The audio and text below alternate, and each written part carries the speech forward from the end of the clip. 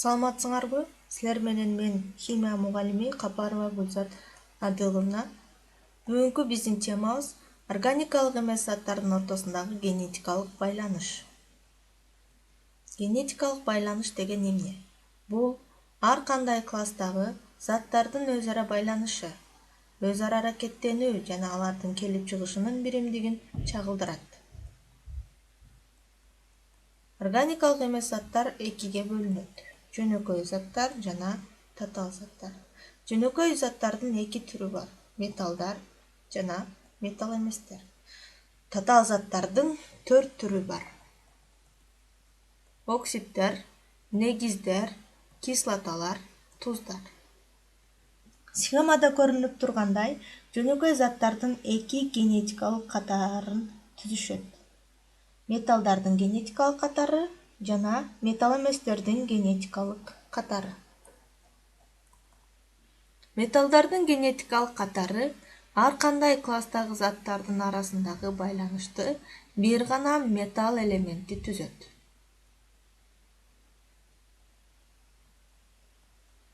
Металлдардын генетикалык катарынын биринчисин карап көрсөк, генетикалык байланышты чагылдыруучу металл активдүү болсо, шелошту пайда кылат. Металлдан негиздик оксидди алууга болот, негиздик оксидден негизди алууга болот, сууда эрүүчү негизди, булар шелоштор деп аталат, шелоштордон туздарды алууга болот. Бул схеманы төмөнкү мисал менен карап көрөлү. Натрийдин атомунан натрийдин оксидин алууга болот. Натрийдин оксидинен натрийдин гидроксидин алууга болот. Натрийдин гидроксидинен натрийдин сульфатын алууга болот. Бул айланууну иш жүзүнө ашырыш үчүн төмөндөгү теңдемелерди карап көрөлү. Натрий металлы кычкылтек менен аракеттенишип, натрийдин оксидин пайда кылат. Натрийдин оксиди суу менен аракеттенишип, натрийдин гидроксиди пайда кылат. Натрийдин гидроксиди күкүрт кислотасы менен аракеттенишип, натрийдин сульфатын пайда кылат. Металлдардын генетикалык катарынын экинчиси бул генетикалык байланышты чагылдыруучу металл активсиз болсо, сууда эрибөөчү негизди пайда кылат. Металлдан негиздик оксидди алууга болот, негиздик оксидден тузду алууга болот, туздан сууда эрибөөчү негизди алууга болот, негизден негиздик оксидди алууга болот, негиздик оксидден металлды алууга болот. Бул схеманы төмөндөгү мисал менен карап көрөлү. Магний металлынан магнийдин оксидин алууга болот. Магнийдин оксидинен магнийдин бромидин алууга болот. Магнийдин бромидинен магнийдин гидроксидин алууга болот. Магнийдин гидроксиди сууда эрибөөчү негиз, bundan магнийдин оксидин алууга болот. Магнийдин оксидинен кайра магний металлын алууга болот. Бул айлануунун теңдемелерин төмөнкү мисалдарда карап өтөлү. Магнийдин оксидин алыш үчүн магний кычкылтек менен аракеттенишинен алынат. Магнийдин оксиди бром кислотасы менен аракеттенишип, магнийдин бромиди алынат. Магнийдин бромиди шелоч натрийдин гидроксиди менен аракеттенишип, магнийдин гидроксидин пайда кылат. Магнийдин гидроксиди бул сууда эрибөөчү негиз болгондуктан термикалык ажыратуудан магнийдин оксидине жана сууга ажырайт. Магнийдин оксидин термикалык ажыратуудан магнийдин атомуна жана кычкылтекке ажырайт.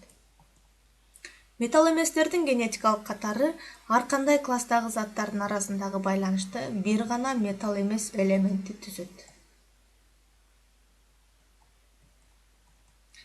Металл эместердин генетикалык катарынын биринчисин карап өтсөк, генетикалык байланышты чагылдыруучу металл эмес элемент сууда эрүүчү кислотаны пайда кылса, чынжыр төмөндөгүдөй түзүлөт: металл эмес, кислоталык оксид, кислота, туз.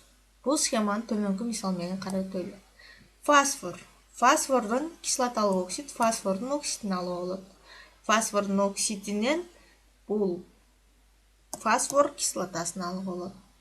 Фосфор кислотасынан кальцийдин фосфатын алууга болот. Металл эместердин генетикалык катарынын экинчиси бул генетикалык байланышты чагылдыруучу металл эмес элемент. Сууда эрибөөчү кислотаны пайда кылса, чынжыр төмөндөгүчө болот. Металл эмес, кислоталык оксид, туз, кислота, кислоталык оксид, металл эмес. Мисалы, кремний кислотасы сууда эрибөөчү кислота. Аны алыш үчүн төмөндөгү чынжыр жапат болот. Кремнийдин оксидин алууга болот. Кремнийдин оксидинен бул сууда эрибөөчү кислота болгондуктан тузду алууга болот. Туздан кайра кремний кислотасын алууга болот. Кремний кислотасы сууда эрибөөчү болгондуктан бул кайра эле кремнийдин 4 валентті оксидин алууга болот. Кремнийдин 4 валентті оксидинен кремнийди алууга болот. Бул айлананын иш жүзүндө ашуу теңдемелерин көрүп чыгайлы. Фосфордун оксидин алыш үчүн кычкылтек менен аракеттенишүүсүнөн алынат. Фосфордун оксиди сууда жакшы эригендиктен фосфор кислотасын пайда кылат. Фосфор кислотасы кальцийдин оксиди менен аракеттенишип, кальцийдин фосфатын пайда кылат. Бул айланууну иш жүзүнө ашыруучу теңдемелерин карап чыксак. Кремнийдин оксидин алыш үчүн кремний кычкылтек менен аракеттенишүүсүнөн алынат. Кремнийдин оксиди щелочь менен таасир этип, калийдин силикатын пайда кылат. Калийдин силикаты бул туз кислотасы менен аракеттенишип, кремний кислотасын пайда кылат. Кремний кислотасы эрибөөчү кислота болгондуктан термикалык ажыратуудан кремнийдин 4 валентті оксидине жана сууга ажырайт. Кремнийдин оксиди бул термикалык ажыратуудан кремнийге жана кычкылтекке ажырайт. Тапшырмалар. А тапшырмасы кальций жана көмүртек. Б тапшырмасы калий жана күкүрт. Элементтердин арасындагы генетикалык байланышты берилген схеманын жардамы менен түзгүлө. Реакциялардын теңдемесин жазгыла. Мисалы, металлдын ордуна силер кальцийди коесуңар же калий. Ушул схема менен тапшырманы аткарабыз. Металл, негиздик оксид, негиз, туз. Металл эмес, кислоталык оксид, кислота, туз.